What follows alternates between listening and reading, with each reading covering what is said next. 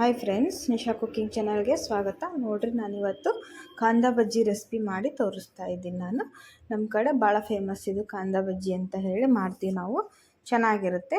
ಅಥವಾ ಈರುಳ್ಳಿ ಬಜ್ಜಿ ಅಂತ ಹೇಳ್ತೀವಲ್ವ, ಅದು ನೋಡಿರಿ. ಈ ಥರ ಕ್ರಿಸ್ಪಿಯಾಗಿ ಚೆನ್ನಾಗಿ ಬರಬೇಕಂದ್ರೆ ಈ ಥರ ಮಾಡಿಕೊಂಡು ತಿಂದು ನೋಡಿರಿ. ಈ ರೆಸಿಪಿ ನಿಮ್ಗೆ ಇಷ್ಟ ಆದರೆ ಈಗಲೇ ನಮ್ಮ ನಿಶಾ ಕುಕಿಂಗ್ ಚಾನಲ್ಗೆ ಸಬ್ಸ್ಕ್ರೈಬ್ ಮಾಡಿರಿ, ನಿಮ್ಮ ಫ್ಯಾಮಿಲಿ ಫ್ರೆಂಡ್ಸ್ ಜೊತೆ ಶೇರ್ ಮಾಡಿಕೊಡ್ರಿ.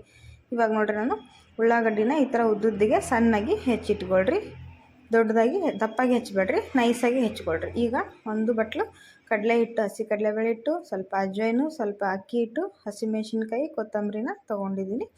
ಇವಾಗ ಎಲ್ಲದನ್ನು ಮಿಕ್ಸ್ ಮಾಡೋಣ. ಇಲ್ಲಿ ನೋಡಿರಿ, ಕೊತ್ತಂಬರಿ ಸೊಪ್ಪು, ಉಳ್ಳಾಗಡ್ಡಿ ಮತ್ತು ಹಸಿಮೆಣಸಿನ್ಕಾಯಿನ ಒಂದು ಪಾತ್ರೆಗೆ ಹಾಕಿ ಹಿಟ್ಟನ್ನು ಕಲಿಸ್ಕೊಳ್ಳೋಣ. ಇವಾಗ ಉಳ್ಳಾಗಡ್ಡಿನ ಚೆನ್ನಾಗಿ ಒಡೀರಿ ಅದನ್ನು.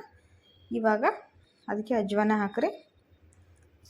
ಈಗ ಸ್ವಲ್ಪ ಕಡಲೆ ಹಿಟ್ಟು ಹಾಕಿ, ಹಸಿ ಕಡಲೆ ಹಿಟ್ಟನ್ನು ಸ್ವಲ್ಪ ಹಾಕಿ ಕಲಿಸ್ಕೊಳ್ರಿ.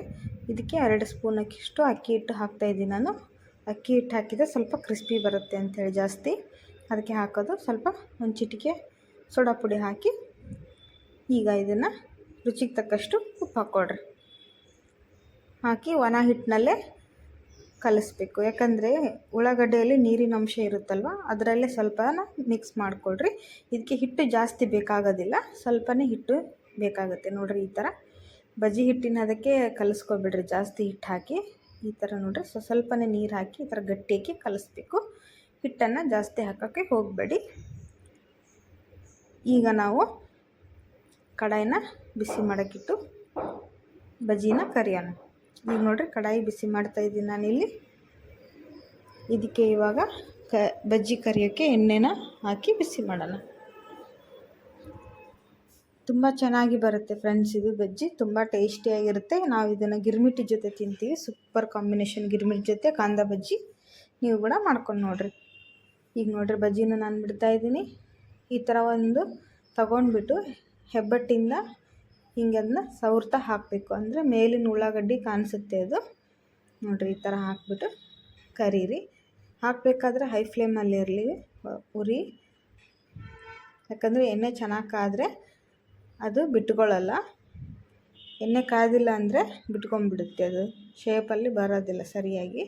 ಈಗ ನೋಡಿರಿ, ಕೆಂಪಿಗೆ ಕರೆದಿದ್ದಾವೆ. ಇದನ್ನು ತಿರುಗಿಸಿ ಹಾಕಿ ಚೆನ್ನಾಗಿ ಗೋಲ್ಡನ್ ಬ್ರೌನ್ ಬರೋವರೆಗೂ ಕ್ರಿಸ್ಪಿಯಾಗಿ ಫ್ರೈ ಮಾಡಿಕೊಡ್ರಿ.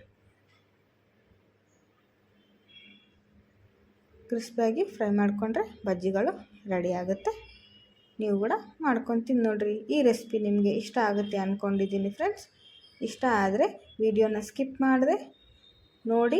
ವಿಡಿಯೋನ ಹಾಗೆ ನೋಡಿಬಿಡ್ರಿ ಫ್ರೆಂಡ್ಸ್. ಸಬ್ಸ್ಕ್ರೈಬ್ ಮಾಡಿಕೊಂಡು ನಮ್ಮ ನಿಶಾ ಚಾನಲ್ಗೆ ಸಬ್ಸ್ಕ್ರೈಬ್ ಮಾಡಿ, ಪಕ್ಕದಲ್ಲಿರುವ ಬೆಲ್ ಐಕನನ್ನು ಪ್ರೆಸ್ ಮಾಡಿ. ನಾ ಹಾಕಿರೋ ನೋಟಿಫಿಕೇಷನ್ ಎಲ್ಲ ನಿಮಗೆ ಬರುತ್ತೆ. ನೀವು ವಿಡಿಯೋನ ಈಸಿಯಾಗಿ ನೋಡ್ಬೋದು. ಇಲ್ಲಿ ನೋಡಿರಿ, ಬಜ್ಜಿಗಳು ಕ್ರಿಸ್ಪಿಯಾಗಿ ರೆಡಿಯಾಗಿದ್ದಾವೆ. ನೀವು ಕೂಡ ಇವತ್ತೇ ಮಾಡ್ಕೊಂಡು ತಿಂದು ನೋಡಿ. ಕಾಂದ ಬಜ್ಜಿ ರೆಡಿ ಆಯಿತು. ನೋಡ್ತಾ ಇರ್ಬೋದು ಎಷ್ಟು ಕಲರ್ಫುಲ್ಲಾಗಿ ಕ್ರಿಸ್ಪಿಯಾಗಿ ಬಂದಿದೆ ಅಂತ. ಟೇಸ್ಟ್ ಕೂಡ ಹಾಗೆ ಇರುತ್ತೆ.